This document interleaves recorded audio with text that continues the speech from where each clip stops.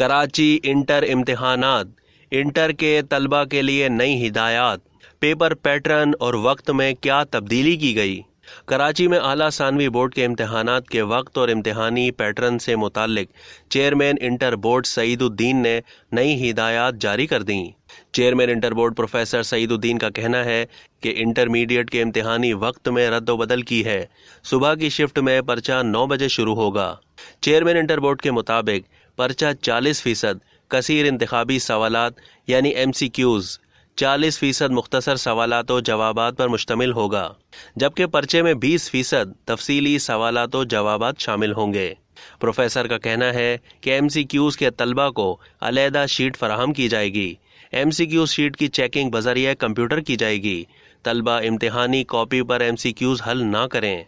Chairman का कहना है कि अगले हफ्ते से कॉलेजों में एडमिट कार्ड भेज दिए जाएंगे। प्राइवेट तलबा के एडमिट कार्ड पीर से पोस्ट करना शुरू कर दिए जाएंगे।